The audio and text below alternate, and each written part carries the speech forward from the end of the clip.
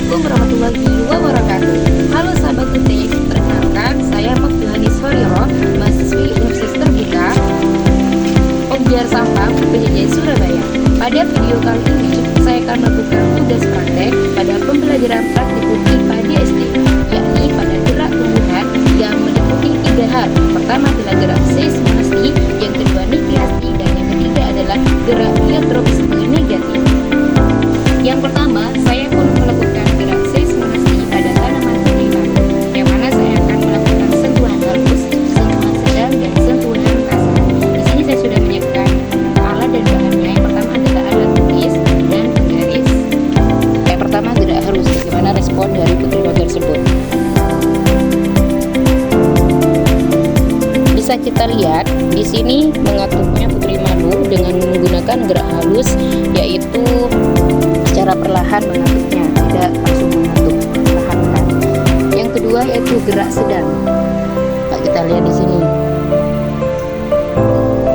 Di sini jadi kalau gerak sedang itu lebih cepat, gerak lebih cepat mengatupnya putri malunya. Jadi semakin besar rangsangan maka semakin cepat untuk mengatupnya. Yang ketiga itu gerak kasar, lebih cepat ya.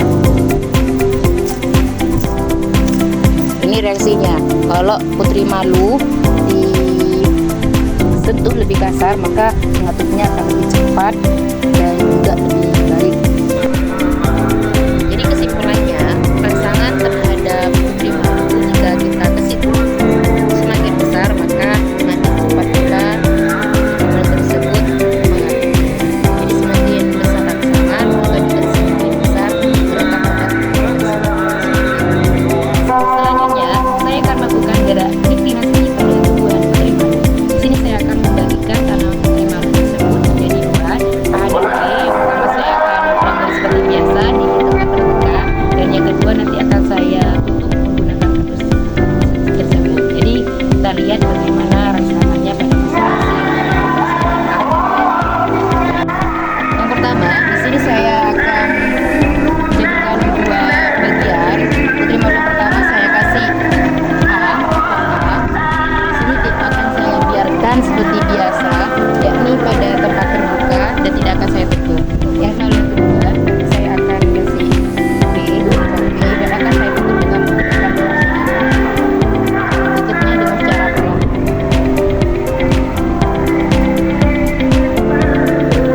Setelah itu nanti kita akan menunggu dalam waktu 30 menit dan lihat nanti reaksi dari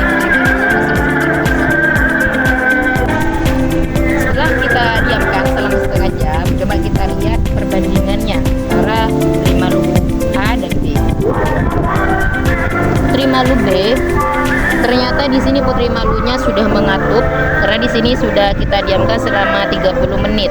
Jadi reaksinya kalau ditutup dalam tempat tertutup, jadi putri malunya akan mengatup lebih cepat meskipun kadang-kadang dalam malam hari.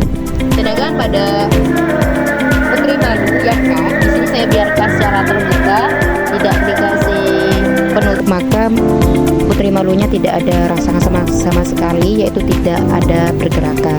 Jadi kesimpulannya yaitu jika putri malu ada di tempat terbuka maka putri malu tidak akan ada gerakan, sedangkan jika ada di tempat tertutup atau gelap ataupun dalam keadaan malam hari itu akan mengatup sempurna seperti itu.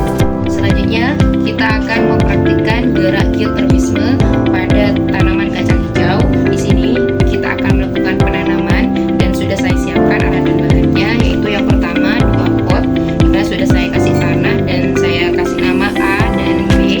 Selanjutnya yaitu kacang hijau sendiri yang sudah saya pilih beberapa, dan yang terakhir itu ada air putih untuk nanti menyiram tanaman kacang hijau.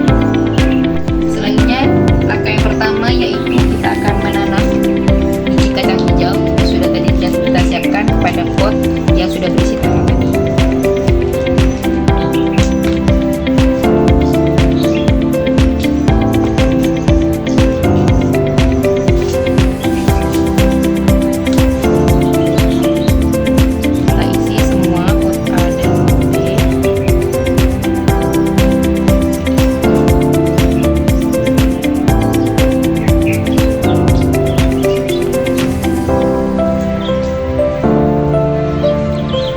Selanjutnya kita akan siram pot A dan pot B yang sudah kita kasih kacang ini. Airnya secukupnya saja ya.